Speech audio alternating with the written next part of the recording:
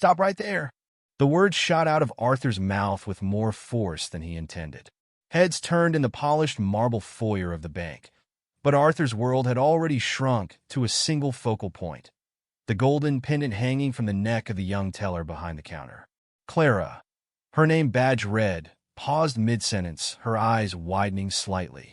"Sir?" she asked, startled but maintaining her professional demeanor. Arthur stepped forward, his heart pounding in his chest. "That pendant," he said, his voice taut with urgency. "Where did you get it?" She instinctively touched the delicate charm resting against her skin, her fingers brushing its surface. "This? It was a gift from my grandmother," she said slowly, her brow furrowing. "Why?" Arthur didn't answer right away. He couldn't. His mind was racing, his thoughts fragmented and wild. That pendant, it wasn't just familiar. It was exact. The last time he'd seen it, it had been around the neck of his daughter, Emma, the day she vanished without a trace. 20 years of searching, of dead ends and shattered hopes, came crashing into this one surreal moment. "Are you all right, sir?" Clara asked, her voice laced with genuine concern. Arthur forced a strained smile and stepped back, waving his hand dismissively. "I'm fine. Just memories." But inside, he was anything but fine. His pulse roared in his ears as he turned and walked briskly toward the exit, leaving the faint scent of sterilized bank air behind. That evening, Arthur sat in his dimly lit study, staring at the fire crackling in the hearth. In his hand was a photograph, the last one ever taken of Emma. Her eyes sparkled with laughter as she grinned at the camera, her tiny hands clutching the same golden pendant now worn by a stranger. He had spent 2 decades chasing shadows, following every rumor, every whisper that might lead him back to her. Each dead end had chipped away at his resolve until hope itself became a burden. But now, for the first time in years, that burden felt lighter. The pendant wasn't just a coincidence. It couldn't be. He felt it in his bones, in the same way he had always felt that Emma was still out there, waiting for him to find her. Arthur picked up his phone and dialed a number he hadn't called in years. It rang 3 times before a familiar voice answered. "Jacob Harper," the gruff voice said on the other end. "Jacob, it's Arthur," he said, his voice steady but heavy with unspoken emotions. "I think I found something. I need your help." By the next morning, Jacob had already begun his investigation. A retired private investigator, Jacob had worked with Arthur in the early years of Emma's disappearance. He had been relentless back then, chasing down every lead, but time had dulled their pursuit. Now the fire was rekindled. "Her name's Clara Dawson," Jacob told Arthur during their first update call.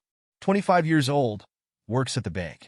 Raised by her grandmother after her parents supposedly died in a car accident. But here's the catch. There's barely any record of her before she turned 18. Arthur's hand tightened around the phone. "What do you mean, barely any record?" "I mean, it's like someone wiped her early history clean," Jacob said. "No school records, no medical files, nothing substantial. And her grandmother, Margaret Dawson, wasn't exactly forthcoming when I spoke to her. She claimed the pendant belonged to Clara's mother, but I don't buy it." Arthur's mind raced. The pieces didn't fit, unless someone had gone to great lengths to ensure they wouldn't. Arthur couldn't stay away. The sight of Clara's pendant haunted him, and he needed to know more. 2 days later, he walked back into the bank. Clara greeted him with the same polite smile, but when he asked to speak to her in private, her brows knit with concern. In the privacy of a small conference room, Arthur laid his cards on the table. "Clara, I need to ask you something deeply personal." Her unease was palpable, but she nodded. "All right." Arthur gestured toward her necklace.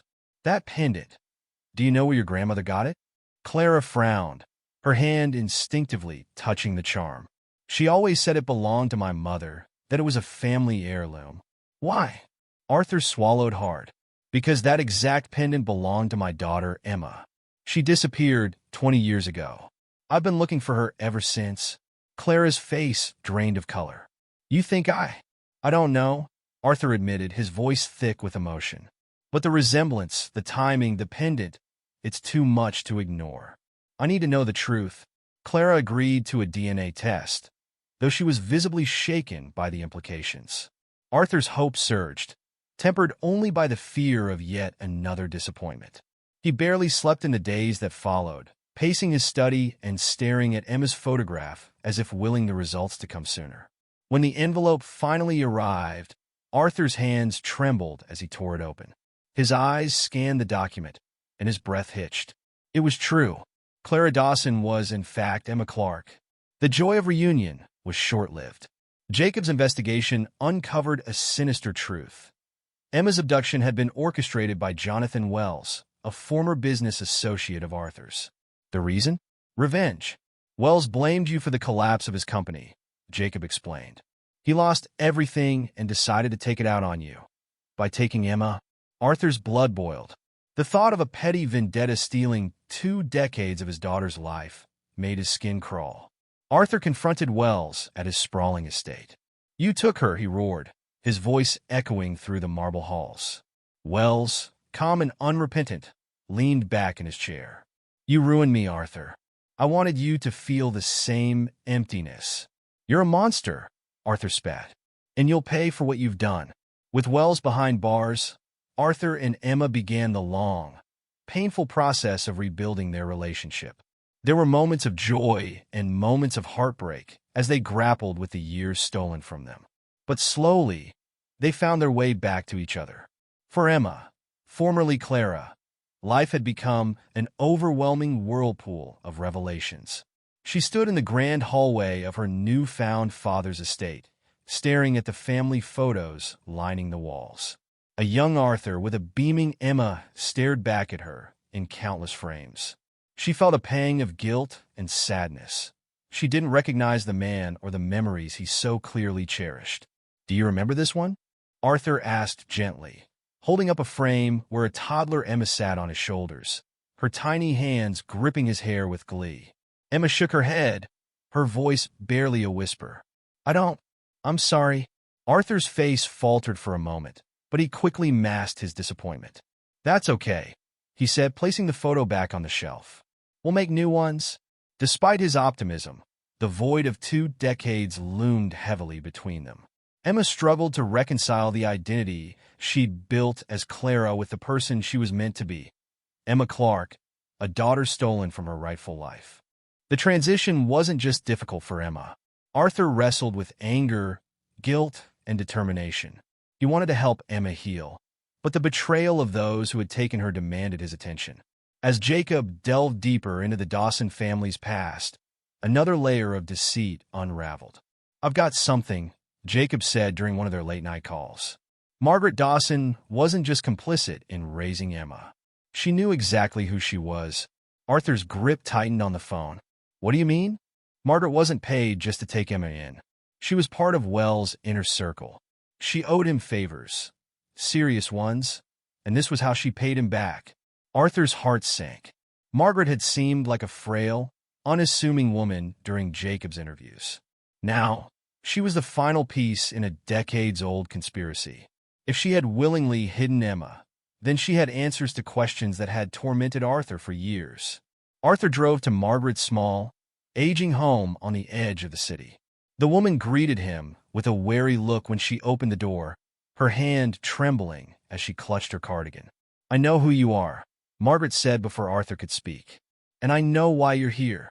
Then you know I won't leave without the truth, Arthur replied, stepping inside without waiting for an invitation. Margaret shuffled to the living room, lowering herself into an armchair. I never wanted to hurt her, she began, her voice quivering. Emma was a sweet girl, but I had no choice. Arthur leaned forward, his eyes boring into hers. You always had a choice. Why did you take her? Margaret wrung her hands, staring at the floor. Wells came to me when Emma, was just a baby. I owed him money, more than I could ever repay. He told me about you, about what you did to him. He said taking your daughter would balance the scales. Arthur clenched his fists, his anger threatening to boil over. So you just went along with it? You stole my child and pretended she was your granddaughter. Margaret flinched. He said he'd ruin me if I didn't. I thought I could keep her safe, give her a good life. And I did. I loved her as my own. Loved her?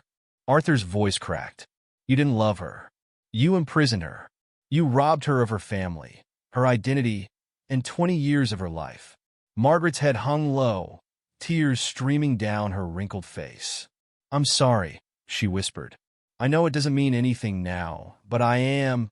Arthur stood abruptly, his jaw set. You'll answer for this. Every person who kept us apart will. While Arthur sought justice, Emma was left to confront her fractured sense of self. She returned to Margaret's home one evening, not to seek answers, but to demand closure. Why didn't you tell me? Emma asked, her voice trembling as she stood in the doorway. Margaret's eyes filled with tears. I thought I was protecting you. Emma let out a bitter laugh. Protecting me? By lying to me? By letting me believe I was Clara Dawson when I was Emma Clark all along. Margaret reached out, but Emma stepped back. I loved you, Margaret said softly. That part wasn't a lie. Emma's voice cracked as she replied. If you loved me, you wouldn't have let me live a life built on lies. With Margaret's confession and Jacob's evidence, Arthur's legal team pursued both her and Wells. The case became a media sensation, with headlines painting Wells as a cruel mastermind and Margaret as a complicit accomplice. The court's decision was swift. Wells received a lengthy prison sentence, while Margaret faced charges for her role in concealing Emma's identity. Though justice was served, the emotional toll on Emma and Arthur was profound. Emma grappled with guilt over her attachment to Margaret, while Arthur struggled to rebuild his daughter's trust. Months passed, and the pain of the past slowly began to fade. Arthur and Emma took small steps toward healing, learning to laugh together and share moments of quiet joy. They revisited places Arthur had once frequented with Emma as a child, from sunny parks to ice cream parlors. One afternoon, as they walked through a blooming garden, Emma spoke. Do you think I'll ever feel like me again? Like I know who I am? Arthur placed a comforting hand on her shoulder. You're Emma Clark, he said gently. But you're also the person you've been all these years. Both are real, and both are you. Emma smiled faintly, the words bringing a small measure of peace. The day Emma officially reclaimed her identity was one of quiet celebration. She legally changed her name back to Emma Clark, a symbolic step toward reclaiming the life stolen from her. Arthur watched proudly as she signed the papers, tears welling in his eyes. I never thought I'd see this day, he admitted. But here we are. Emma squeezed his hand. Thank you for never giving up. Father and daughter continued to rebuild, their bond growing stronger with time. On the anniversary of her disappearance, they visited the site of her abduction, a small garden now overgrown with wildflowers. This is where it all changed, Arthur said, his voice thick with emotion. Emma knelt, touching the soft petals of a flower. And this is where we start again,